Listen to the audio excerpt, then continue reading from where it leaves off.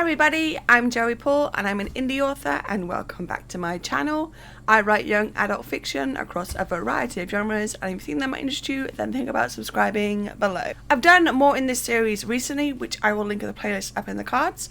I thought that with the month of November upon us and writing challenges starting, I would give some of my tips about how to take part, if you so wish, when you're chronically ill and or disabled.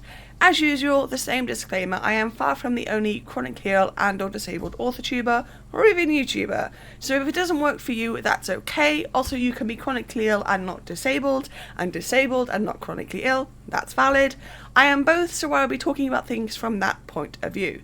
So originally this video was going to be about NaNoWriMo, but after they basically blew themselves up PR-wise, I thought that I would tailor it to all writing challenges, especially ones that have taken the place of Nano. With that in mind, some of this information may be more geared to something like Nano, but applies to any kind of writing challenge that you might come across. I was always a bit of a rebel when it came to things like Nano and never used the website or anything else associated with it. I more took part because of the community aspect, and I can understand why people are wanting to do the same. So here we go. Number 1, 50k doesn't have to be your goal.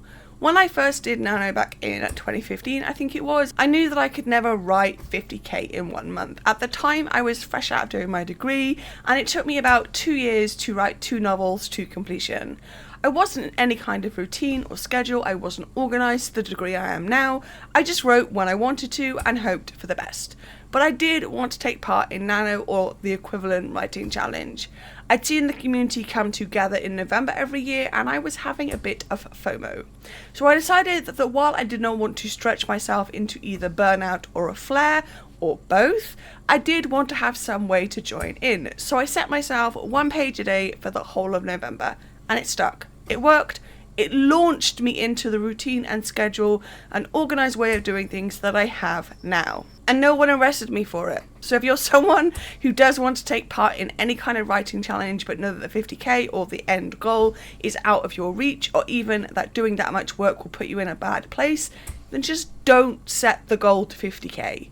Now, I know that the website and such doesn't allow for you to do that. I don't use the website, I never have. You can still take part and choose a goal that suits you, whether that's pages like me or a smaller word count, or even just telling yourself you will sit down and open that document for 10 minutes a day. That's okay. No one is going to come to your door and arrest you for it. You are still doing a massive thing, and that's valid. Number 2, you don't have to write every day. One thing that Nano did or tried to do was to help you get into some kind of routine that allowed you to go past November and onto the rest of the time and find a way that worked for you. Unfortunately, the way it does it, or the way it did it, with the writing 1,667 words a day, is not all that sustainable or healthy for anyone, abled, healthy, or disabled and not chronically ill. Yes, some writers do sit down and write every day. It works for them, great. It doesn't for me, and it doesn't for a lot of chronically ill and or disabled people. Even with the level of work that I do every month, I do not and have not ever written every single day. Even when I was doing that first Nano and set myself a page for every day, I didn't actually write every single day. Some days I'd do the 1 page, other days I'd do 3 and then not write for a day. The point is that to set some kind of routine that works for you personally. If that's writing every day, great, I'm glad it works for you, and if it's not, that's okay too. You do not have to write every day to be valid as a writer, and that includes writing events. I'm sure you've seen people around the writing community who've talked about how they're doing Nano or the equivalent. They write every single day and then they don't do it for December onwards because they're burned out.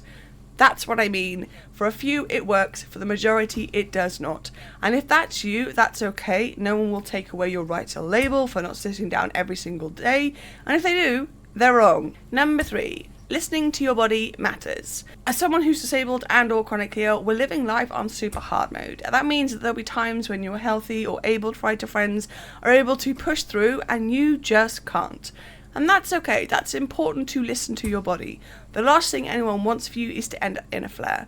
One NaNoWriMo, I didn't do this. I didn't listen to my body, and I pushed and pushed and pushed and got an impressive word count, but I also got myself into a horrible flare and setback, and it sucked.